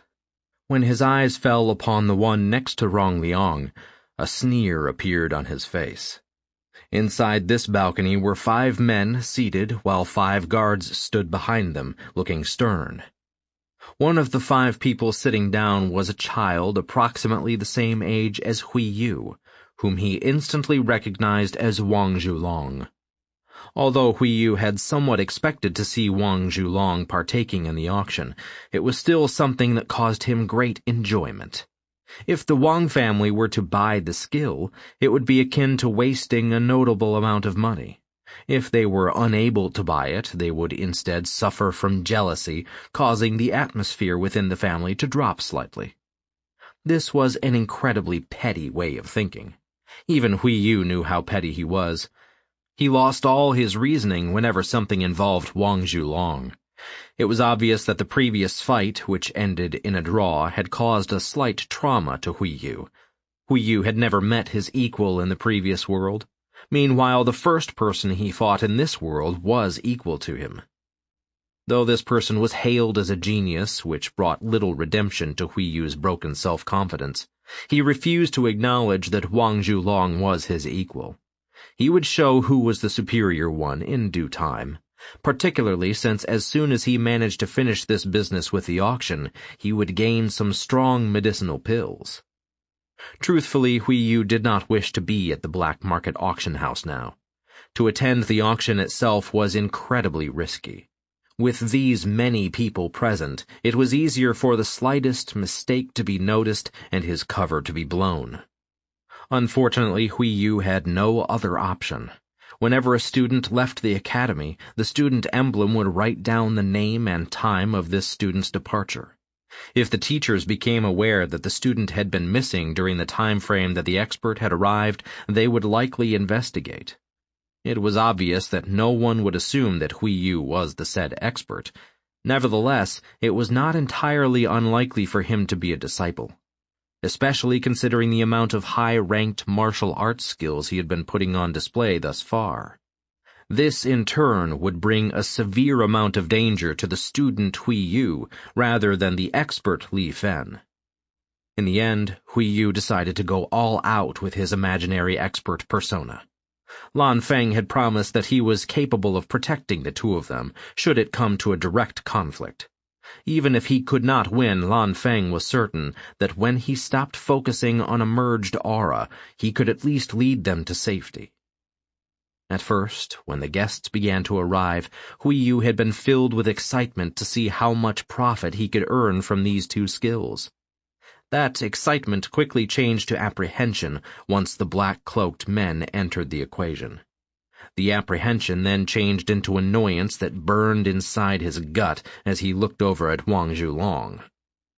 Lan Feng was currently unable to make fun of Hui Yu, as his full focus was on controlling the aura. It was obvious that the annoyance had been burning for much longer than what it usually did. Eventually, Hui Yu sighed deeply and scolded himself in Lan Feng's stead.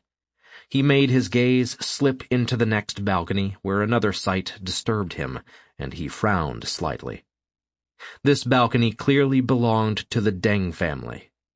Hui Yu had expected to see Wang Zhulong, and to some extent the Rong twins today, maybe even Ma Kong. However, he had not expected to see Deng Wu. Deng Wu was considered just an average talented boy. His personality, on the other hand, was very unlike anything that belonged to a descendant of the Great 100 Names. The people who attended an auction of this magnitude would usually be considered very important within the family. To see Deng Wu present caused Hui Yu concern. It was obvious that Deng Wu was not entirely what he claimed to be. His behavior was such that Hui Yu could not help thinking that he intended for Hui Yu to notice. And as if Deng Wu could read Hui Yu's mind, he turned around, looking at the conical hat-wearing expert, and sent a knowing smile, informing Hui Yu that he could see through the disguise of the esteemed Li Fen.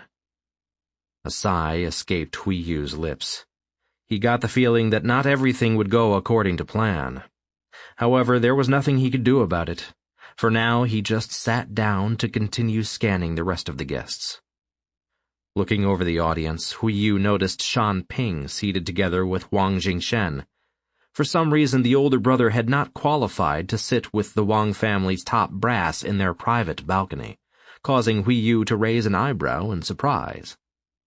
Apart from a few youngsters here and there, the majority of the guests sitting at ground floor were all middle-aged. None of them seemed to be here for the sake of actually buying and using the skills.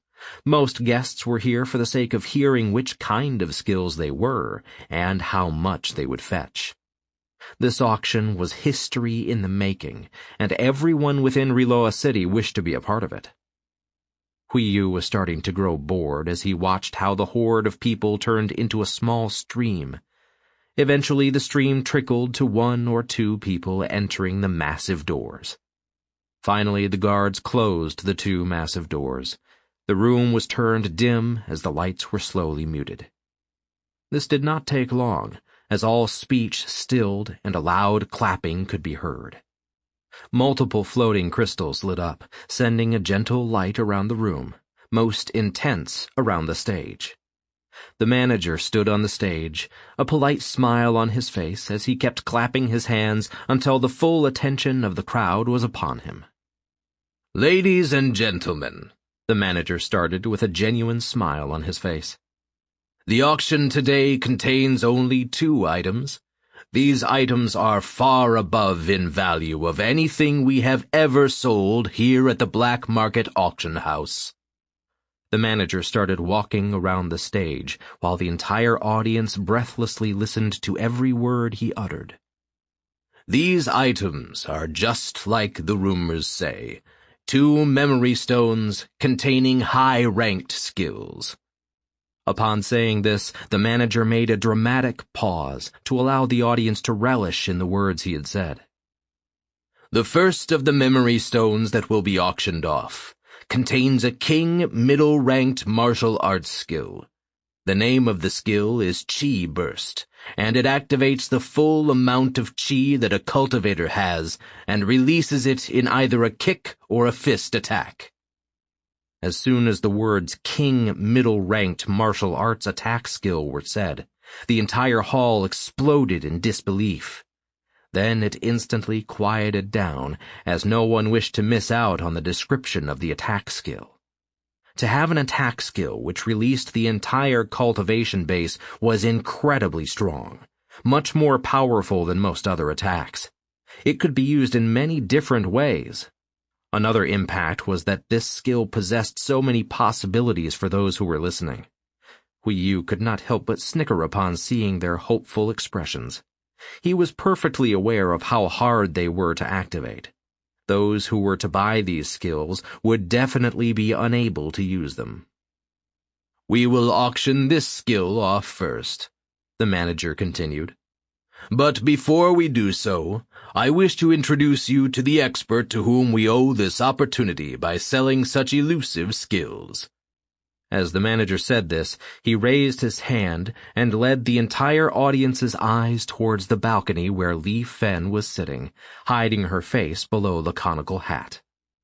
"Her name is Li Fen, and this expert deserves great respect and gratitude for appearing in our small city and allowing us this opportunity, although she knows no one in our fair city." The manager was about to continue in his praise of Li Fen. However, his speech was interrupted by a subtle laughter. This laughter was not so loud that it would be considered directly insulting. However, it was definitely loud enough for the entire hall to hear it, since the gazes left Hui Yu and moved towards the source. A sigh escaped Hui Yu's lips as he looked at Deng Wu, who was still laughing subtly and looking at Hui Yu with a glimmer in his eyes. "Young Master Deng, do you find this expert funny?" the manager asked with a dreadful voice. He imagined that Li Fen would gain a bad impression of the black market auction house due to this young master. However, he was only the manager of the black market auction house. He was not in a position to start a fight with the Deng family. "My apologies," Deng Wu said while wiping a tear from one of his eyes. "You see, Li Fen and I are good friends. It was slightly awkward to hear such praise of her." The words said by Deng Wu caused the entire room to turn completely silent. Questioning gazes were swept across Li Fen, who had been sitting like a statue the whole time. Hui Yu understood Deng Wu perfectly. Deng Wu had no intention of exposing Hui Yu. On the other hand, he did wish to use the fame of an extreme expert to gain some face, good reputation, and prestige for his family. Considering that his real identity would have been exposed had it been anyone else to realize his secret, Hui Yu quickly decided that giving Deng Wu face would not be too hard a task. Li Fen nodded her head before standing up in the balcony. "Young Master Deng and I happened to meet recently and have developed a great friendship. I am very pleased to see that young Master Deng Wu managed to attend today." After having said that, Hui Yu sat back down on his chair and turned his head towards the manager.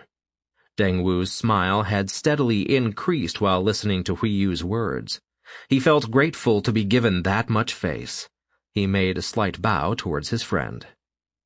"I am sorry, manager," Deng Wu said while turning back to the manager. "Please excuse my intrusion." With a deep bow, Deng Wu moved back to his chair and completely ignored the gazes of jealousy, surprise, or admiration that were shot his way. Although the manager had been opposed at the beginning, he was now happy as he gained some new information about the elusive Li Fen. "Well then," the manager said as he smiled to the guests, "let us, without any further delay, start the biddings for this middle king-ranked skill. The starting bid will be 10 spirit coins." A collective gasp could be heard from the audience on the ground floor. It has to be said that a spirit coin was an immense wealth. The usual copper, silver, and gold coins were made from metals. Spirit coins were created from magical gems and infused with spirit power from an expert who had unlocked the middle dantian. A noble family such as the Deng family, which specialized in different industrial productions throughout Riloa City, had a revenue equaling 50 spirit coins a year, with a little more than half being dispensed on salaries and other expenditures. Only around 20 spirit coins would enter the treasury each year. 4 guards entered the stage.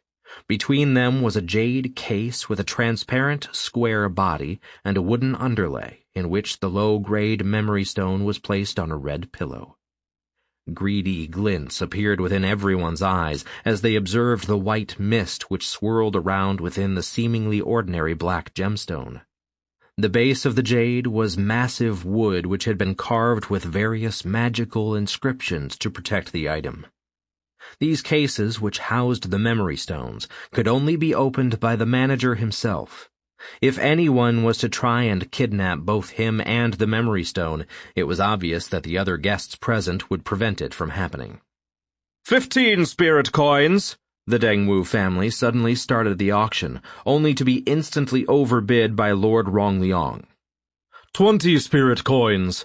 Was the steady voice that floated out from the city lord's balcony.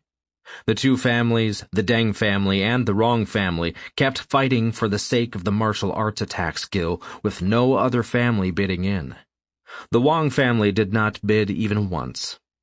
Hui Yu had been observing the entire bidding war, and noticed that Lord Rongliang was only bidding on behalf of the mysterious black-cloaked men.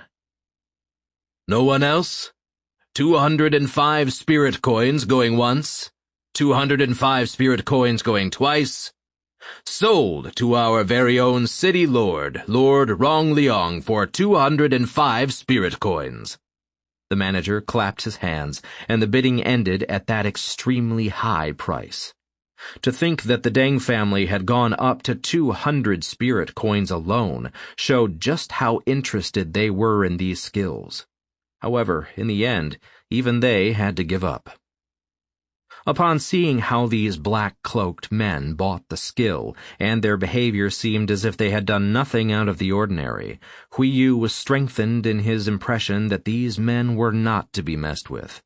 They were most likely affiliated with the royal family. We will now move on to the next skill. The manager continued and clapped his hands, causing 8 guards to enter with yet another transparent jade box that contained a gemstone quite similar to the one seen previously. This skill we are displaying here is a middle king-ranked spiritual attack skill called Spiritual Tsunami. It is a spiritual skill that requires affinity with water. It causes an attack much like the skill from before. It releases the entire spiritual cultivation base in a tsunami, which crushes down upon the enemy. This is the skill you want in a desperate situation, the manager advised while looking around, knowing that this skill would definitely go for an even higher price than the previous skill. Within the city there was a constant fight between the noble families, and the highest rank these families had were king-ranked. To a king-ranked expert, most of their effort is focused on cultivation. They do not have the time actually to create their own skills. Buying a skill which would be able to throw out their entire cultivation base would be seen as the ultimate attack gained without taking time from the cultivation aspect. 200 spirit coins! The Wang family shouted out, even before the manager had the time to come up with the starting bid. Instead of getting annoyed, the manager understood that he had to strike while the iron was hot. 200 spirit coins has been bid. Who says 250 spirit coins? Deng family? Deng family at 250 spirit coins. 400 spirit coins, came a smooth voice from Lord Rongliang's balcony. Once again, Hui Yu was astonished by the lack of emotions on his face. 450, the Deng family bid. The bidder was gritting his teeth, clearly unhappy with the high price. 505 spirit coins, Lord Rongliang said once again with his calm voice, and this time it made everyone quiet down. We have an offer for 505 spirit coins, the manager stated as he noticed that there was a lack of other bids. 505 spirit coins going once.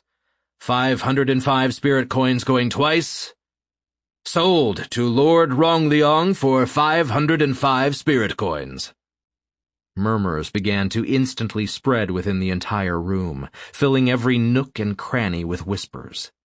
The City Lord Mansion had just paid 710 spirit coins for the sake of 2 skills, a sum of money which was so extreme that anyone who gained it would be able to retire, kick up their feet, and live a life of luxury.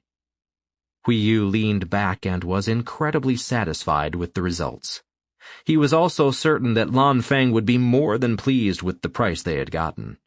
Although a lot of people could live a long life with this amount of money, Lan Feng had warned Hui Yu that the life of a cultivator was expensive. He would need to spend a significant sum of money for the sake of pills or magical items later on. "Excuse me, milady Li Fen. Please follow me towards the manager's office to collect your money." An attendant finally appeared after the entire room had emptied. Hui Yu immediately stood up, following the attendant towards the 3rd floor. Upon entering the room, Hui Yu was promptly greeted by a bowing manager who led Li Fen to a chair where she sat down. The manager produced a small golden stone and handed it to Hui Yu, who looked puzzled. Fortunately, the manager quickly started explaining. This is a specially created memory stone made by our very own king-ranked expert from the Ma family. It currently contains your 710 spirit coins, but it has yet to be bound with Qi, so I would suggest you do so. We are very grateful for the fact that you used our services and have not taken any fee for processing your order. Dealing with this order has given us an abundance of prestige. We earned our money back from selling tickets to this auction. Should you ever wish to sell in the future, then please do return to us once again, esteemed master." Hui Yu nodded gently before turning around and walking out the door. Lan Feng had already kept up the aura for a very long time. Hui Yu knew the limits for how long their 2 auras could be merged together would be expiring very soon. Hui Yu moved out of the black market auction house as quickly as a summer breeze. He swept down the avenue before he noticed that something was amiss. The auction had just ended and had been filled with people. As soon as Hui Yu exited the front door, he did not see one person, not even the guards who should be patrolling the area. Hui Yu gritted his teeth and increased his speed while bolting through town, trying to reach the inn as quickly as possible. The city appeared as a maze. The alleys and roads had changed their appearance from before. Although it was now early night, there came no light from the moon or the stars above. Hui Yu was trapped within complete darkness and was now being followed by a group of experts, high-ranked experts. As Hui Yu turned a corner, he noticed a blur fly past his eyes. Suddenly, 3 men were standing in front of him in the alleyway, blocking his path. As Hui Yu stopped, 4 men appeared behind him. "I cannot hold out much longer," Lan Feng said with gritted teeth from deep within Hui Yu's Qi cave.